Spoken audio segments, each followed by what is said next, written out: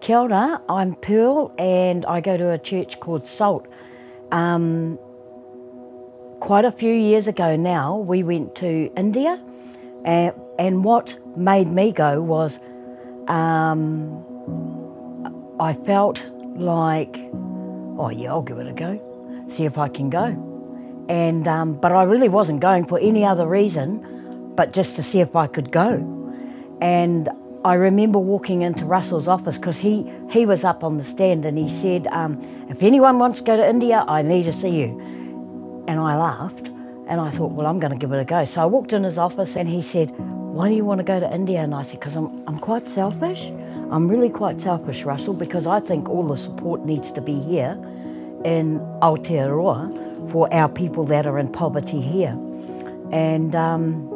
And I said, so that makes me quite selfish because I really don't know anything about India. So I'd really like to go over and see what they're all about. And that's how my journey began, to going to India.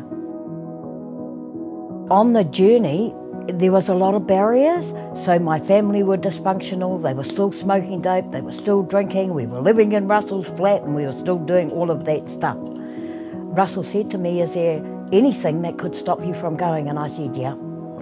Because I'd been in trouble with the law, so and been in and out of prison. So I thought, oh, you know, they're not even going to want me to go.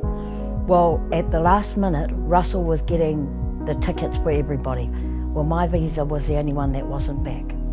And he said to me, how do you feel about us purchasing the tickets now? Because the time is right and it was cheaper. And I said, yeah, go and get it, Russell. And he said, but you have to understand, you will not get all the money back if your visa doesn't come in. And I said, you know what, either way I'll have a testimony. Not what to do so that you can leave the country, or just keep believing in God, because I knew that it will only be God that would get me there. I could not believe it. The very next day I got the visa to go. I couldn't believe that this was happening to me. When I got to India, I was glad to be there, but I was also afraid because I thought, I just didn't know anything.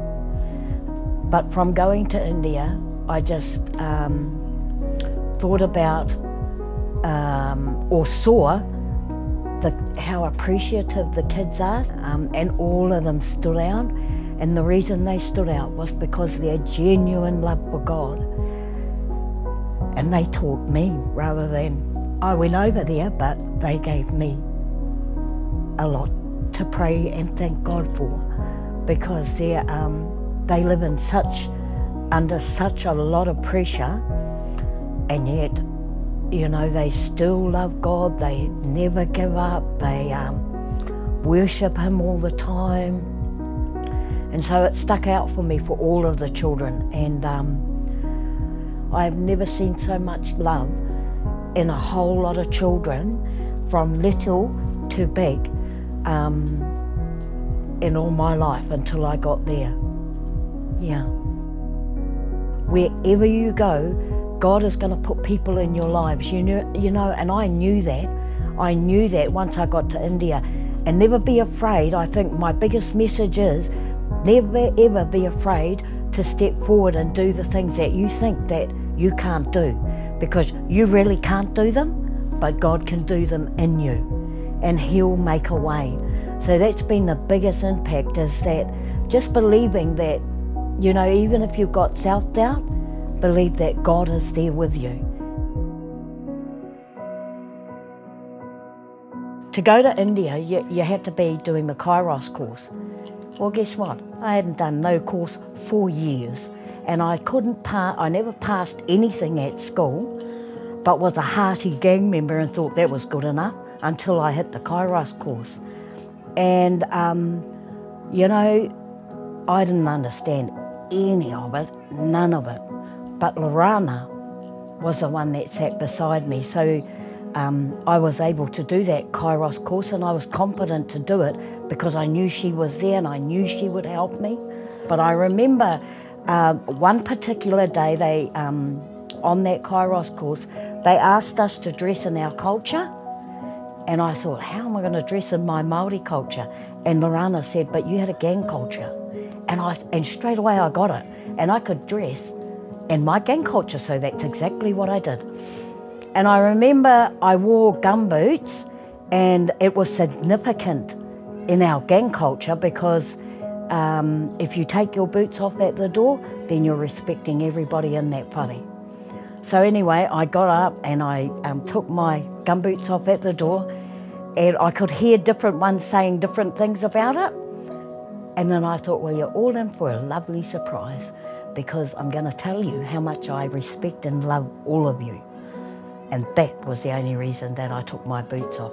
So, you know, so I went in all the gang-looking stuff and hard-looking stuff and took the boots off at the door, and then I gave my testimony and said that, you know, that was my life and I loved it because it was, I had whānau, that's what I thought. I thought it was family, because my own life, it wasn't, there was no parents that stood up for me.